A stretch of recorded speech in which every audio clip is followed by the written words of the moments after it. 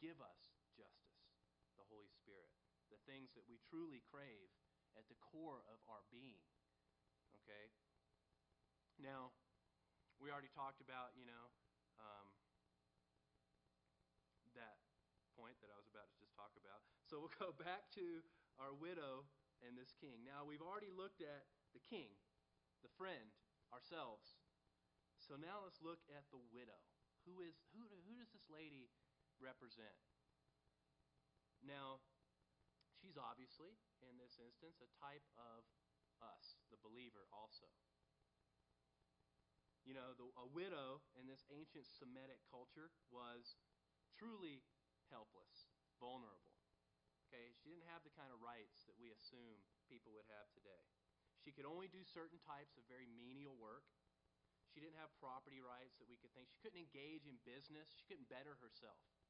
Okay, she was at the mercy of really, the society, the charity of others, these other types of things. Now,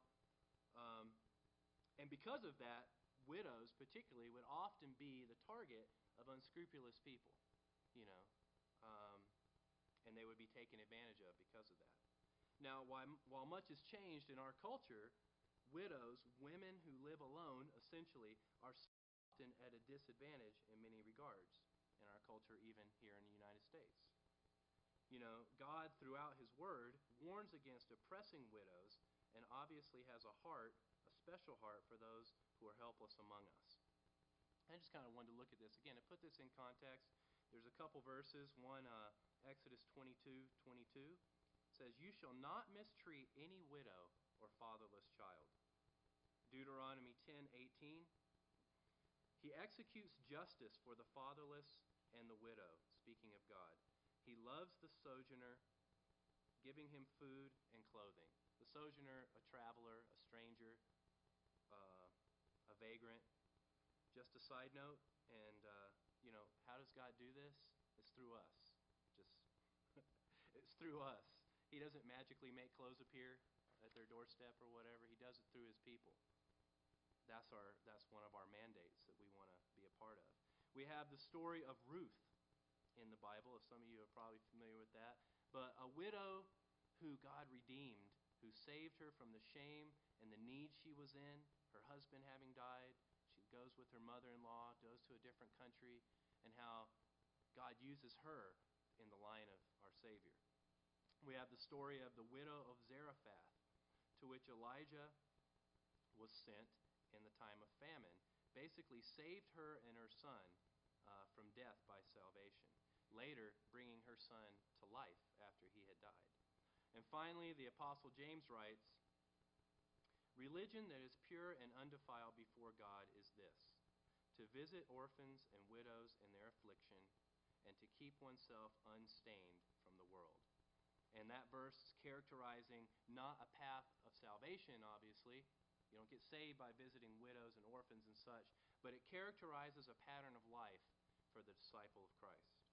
So we see God's heart for the widow that we're going to be talking about.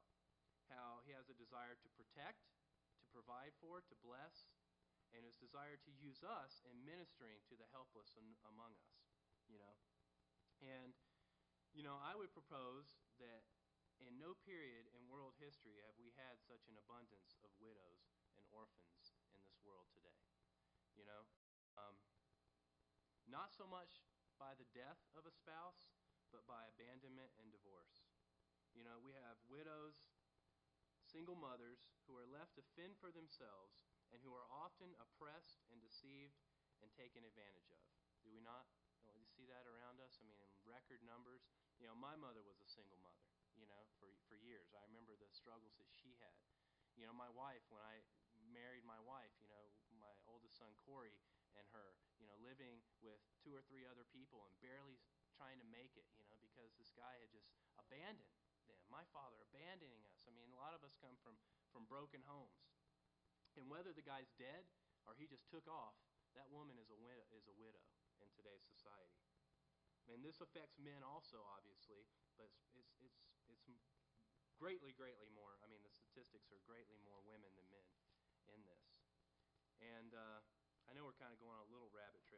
just, part of this, I looked at this and just, we just have so much cultural turmoil right now, and we're talking about justice and things that I just thought this was a relevant place to go. So just a couple minutes.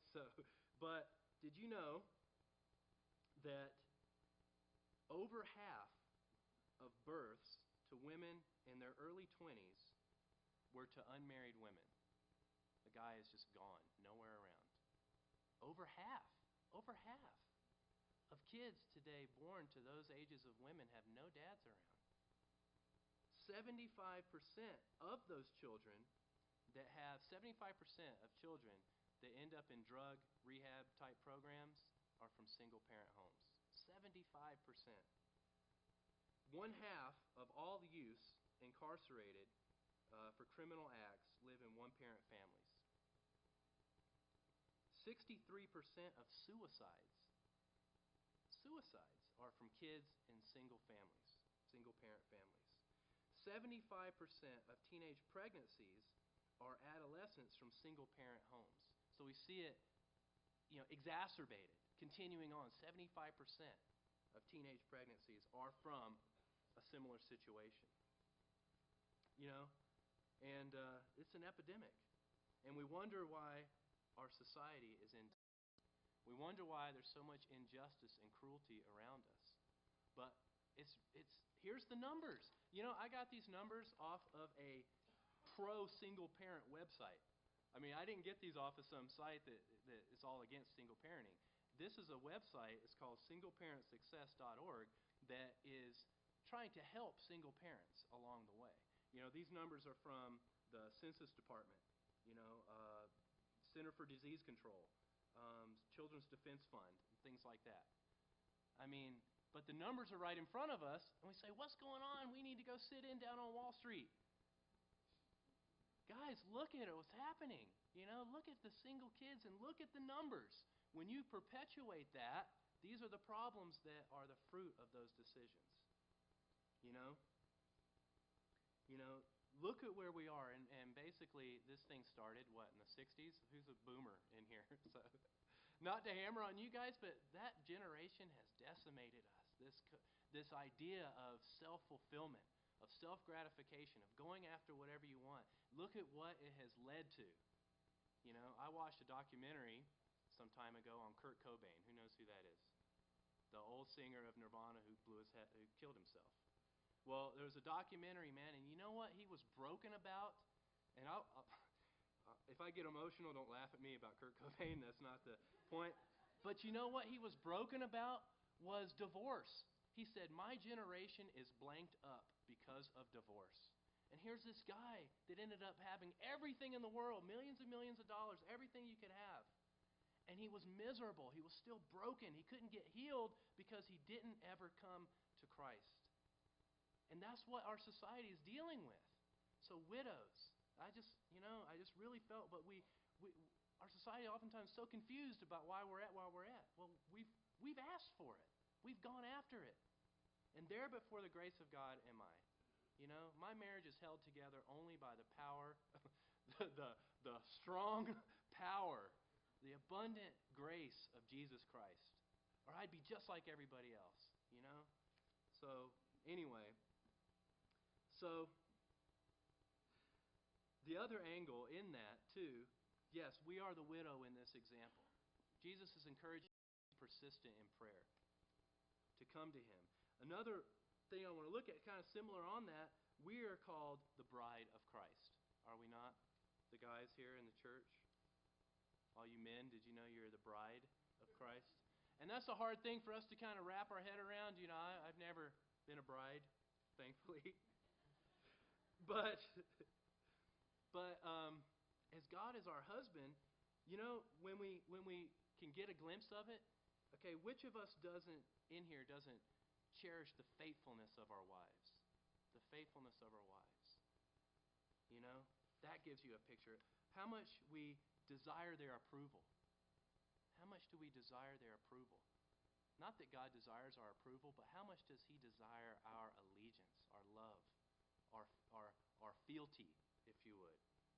And marriage is really the only human relationship which even comes close to the sanctity, the intimacy, and trust that our relationship to God is to have. You know, in the Old Testament, God would use marriage over and over again as an illustration of his relationship to his people. We see God being, we're told, jealous for his people. Jealous for his people, like a husband would be jealous for the affections of his wife. We see God referring to idolatry as whoredom, likening the worship of other gods to adultery. To being unfaithful to your wife is like being unfaithful to me, God said. And that's how it affects me. You know, when you're not, because, you know, he wants the best for us. That's why. Now, before we were saved, before we were regenerated by his Holy Spirit and made alive in him, we were also married. Did you know that? Did you know that Satan is also referred to as a father? Is he not? What did Jesus say to the Pharisees at one point? You are of your father the devil, and your will is to do your father's desires.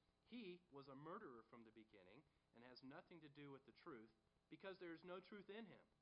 When he lies, he speaks out of his own character, for he is a liar and the father of lies.